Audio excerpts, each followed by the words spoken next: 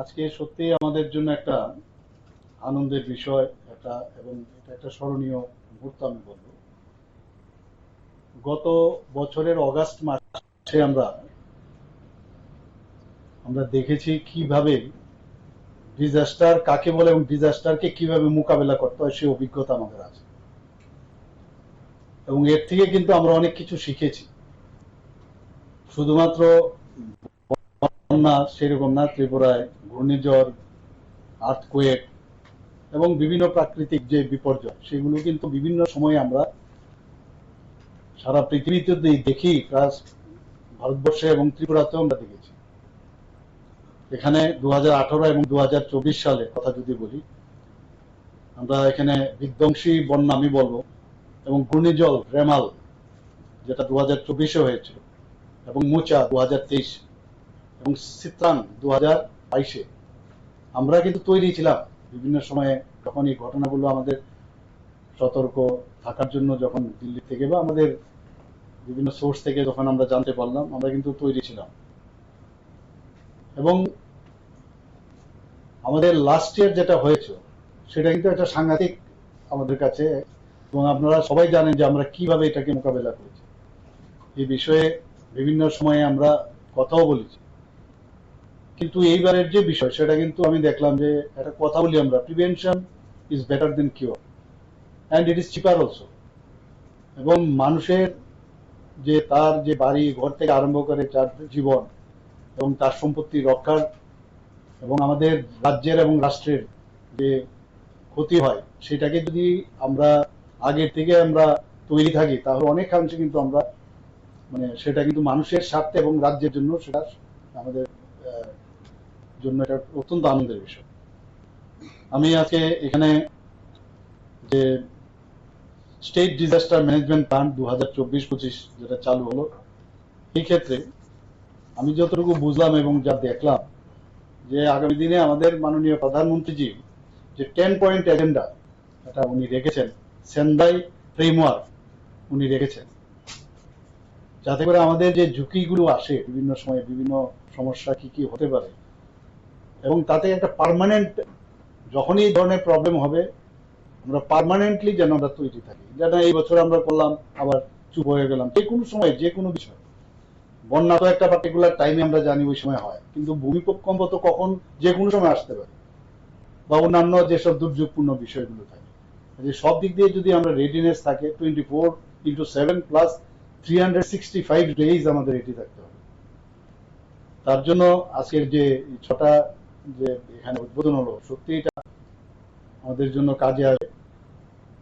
এবং এখানে retrofitting ম্যানসরি masonry building নিয়ে আমাদের সেক্রেটারি মহোদয় বিষয়ে উল্লেখ করেছেন। একটা টেকনোলজি ডেমনস্ট্রেশন ইউনিট সেটা উদ্বোধন হলো, তাতে করে সিভিল ডিফেন্স ট্রেনিং সেখানেও কিন্তু একটা সেন্টার হিসাবে থাকবে। শুধু সিভিল ডিফেন্স আপদা মিত্র তাদেরও কিন্তু ট্রেনিং সেখানে হবে, অথবা আরো যারা ভলেন্টিয়ার্স আছেন তাদেরকেও ট্রেনিং সেখানে সম্ভব হবে। এবং এই যে আমাদের, আমি বলবো যে এতে করে তাদের যে স্কিল ডেভেলপমেন্টের যে বিষয়, আপদা মিত্র আছে বা আমাদের সিভিল ডিফেন্সের যারা ভলেন্টিয়াররা আছেন, কিন্তু তাদেরকে প্রপার, যেটা মাননীয় প্রধানমন্ত্রীজি বারবার বলছেন, যে এখানে থাকুক তার স্কিল ডেভেলপমেন্ট করতে, এই ধরনের ইউনিট বা সেন্টার হওয়ার সুবাদে আমার মনে হয় তাদের ট্রেনিং, আমি বলবো এট বেস্ট যেটা সম্ভব সেটা, তার জন্য আউটসোর্সিং যদি করতে হয় সেটা আপনারা করবেন।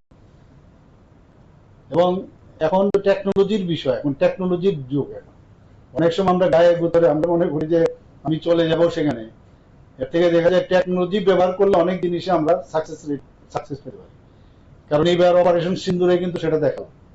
অপারেশন সিন্দুরে আগে আমরা যুদ্ধ পাকিস্তানের সাথে হতো, আমরা বলতাম যে কামান যাবে, সোলজার যাবে, বসে থাকতাম। এবার বর্ডার লাইনে যারা আছে ওরা বলছে এটা কিসের যুদ্ধ, এখন পর্যন্ত একটা আর্টিলারি কেউ যায়নি, বন্দুক নিয়ে সোলজাররা যায়নি, অথচ এমন কামাল দেখালো মাননীয় প্রধানমন্ত্রীজি অপারেশন সিন্ধু।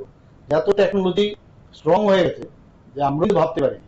আমরা যখন দেখছিলাম পাকিস্তানকে কত অসহায় মনে হচ্ছিল, তো আমরাও যাতে অসহায় না থাকি, এর জন্য টেকনোলজিকে, এখন তো এআই চলে এসছে, এখন এআই কে ব্যবহার করে মানে আমরা এই যে বিভিন্ন যেটা এখানে আমাদের আমার পূর্ববর্তী বক্তা বলেছেন যে কখন আসবে কি বিপর্যয় আমরা কেউ জানি না, কিন্তু টেকনোলজি যদি রেডি থাকে, টেকনোলজি যদি আমরা তার সাহায্য নিই, তাহলে কিন্তু মনোবল অনেক বেশি স্ট্রং থাকে।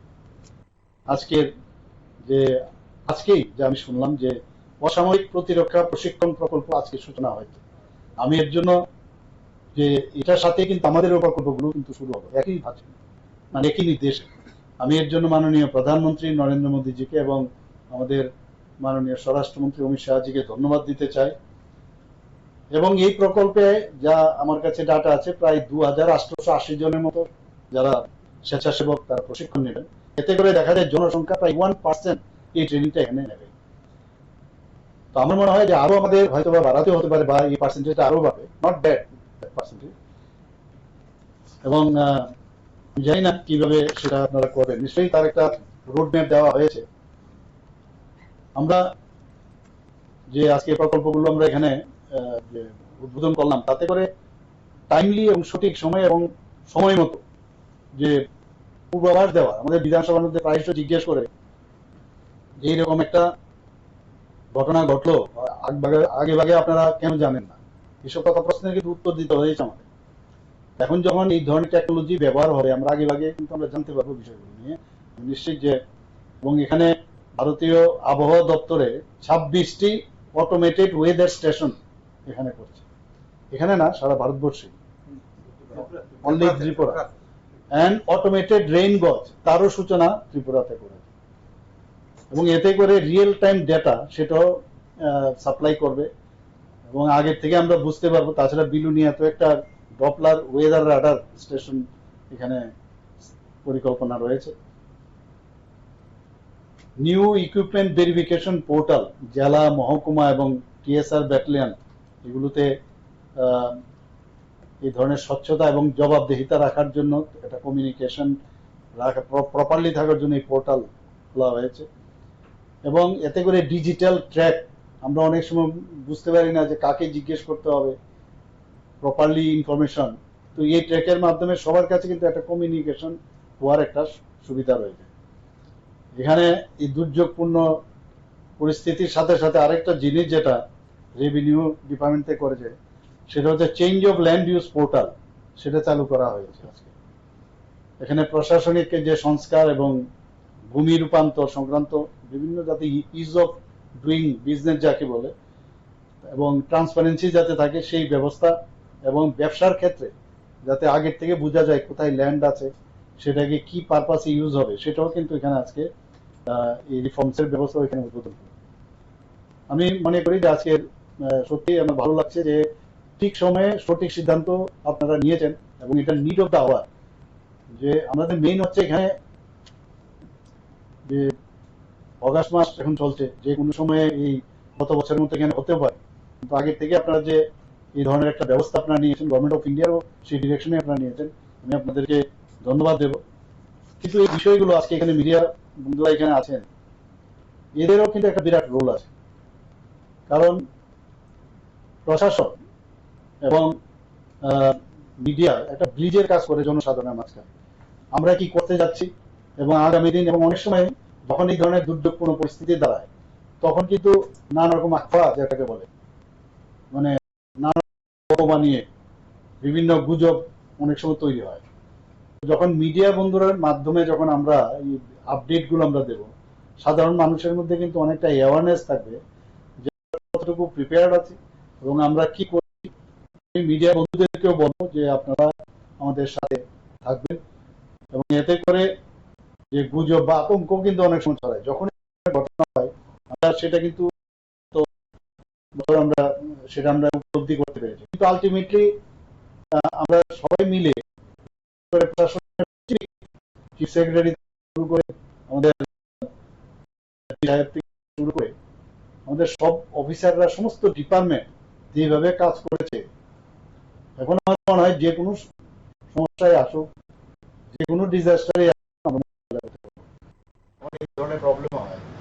আমি দেখছি সাপোজ কোথাও বোট পাওয়া যায় না, কোথাও অনেক সময় দেখা যায় যে হেলিকপ্টারের সমস্যা। আমরা গতবার অনেক যখন দিল্লিতে আমরা জানালাম তখন হেলিকপ্টারের আমাদের সুবিধা দিল, তার জন্য we have to pay also, no problem, air force থেকে আমাদের দিয়েছে। যে যে জায়গায় আমাদের খামতি আছে সেগুলো আগে ভাগে কিন্তু বলে রাখতে হবে। আমার মনে হয় যে সমস্যাগুলো আমাদের আমাদের অনেক সময় দেখা গেছে যে মাইকিং করি, মাইকিং করার পরও অনেকে নিজের বাড়িঘর ছেড়ে আসতে চায় না। তো এখানে কি করা যায় যে তাদেরকে কিভাবে বোঝানো যায়, কমিউনিটিকে আরো বেশি যদি অ্যাওয়ারনেস করা যায় যে ওই সময় আপনারা হেল্প করুন। জবরদস্তি করে আনানো যায় না, যখন এক্সট্রিম হয়ে যায় তখন এই যে ডেথ রেট আমাদের গত বছর, যেটা আমাদের মাননীয় চিফ সেক্রেটারি মহোদয় বলেছেন, এতগুলো লাইফ আমরা মানে হারিয়েছি, তো সেইগুলো কিন্তু অনেকাংশে অনেকটা কমবে। এবং আরেকটা জিনিস আমি দেখছি, যখন এই ধরনের বৃষ্টি বা ইত্যাদি হয় মাছ ধরতে মানুষ বেরিয়ে পড়ে অদ্ভুত, এবং বাচ্চা বাচ্চা ছেলেগুলো চলে যায়, কতগুলো ছেলে ছোট ছোট বাচ্চা এরা মানে আননেসারি, যেগুলো দরকারই নেই, মানে সেই জায়গায় চলে গেছে। গার্জিয়ানদের যে অ্যাওয়ারনেস যে আপনারা এই সময় আপনাদের ছেলে মেয়েদের একটু দেখে রাখবেন, তো অভিজ্ঞতার থেকে এগুলো হয়েছে। তো এই জিনিসগুলো দেখা অনেক সময় আমরা বিভিন্ন জায়গায় ওনাদেরকে যেমন শিফট করি, কলেজে বা স্কুলে বা বিভিন্ন জায়গায়, সেখানেও আমি বহু জায়গায় গেছি, দেখা যায় অনেক সময় প্রপার লাইটের ব্যবস্থা নেই, কারণ স্কুলগুলো সাধারণত দিনের বেলায় চলে, লাইটের এতটা ব্যবস্থা থাকে না। তো প্রপারলি এই টাইমে বিশেষ করে সব জায়গায় যেখানে যেখানে আমাদের সেন্টারগুলো হয়, রিলিফ ক্যাম্পগুলো প্রপারলি আছে কিনা, তো এইগুলো একটু দেখে রাখলে আগে ভাগে এগুলো অনেকটা ভালো হবে আমার মনে হয়। আমি আবার এখানে এই রাজস্ব বিভাগকে বিশেষ করে এবং ডিজাস্টার ম্যানেজমেন্টের যারা আছেন এবং আইনডি এবং রাজ্য সরকারের বিভিন্ন দপ্তর, স্বেচ্ছাসেবক, জেলা প্রশাসন এবং যে উদ্যোগগুলো আপনারা নিয়েছেন তার জন্য সবাইকে অভিনন্দন জানাচ্ছি। এবং আমি আশা করি ত্রিপুরার মানুষের তাদের যান মান সম্পত্তি তাদের রক্ষা হবে, এবং যাতে ওনাদের আমাদের উপরে মানে বিশ্বাস এবং আস্থাটা আরো বেশি থাকে, সেই প্রয়োজনীয় পদক্ষেপ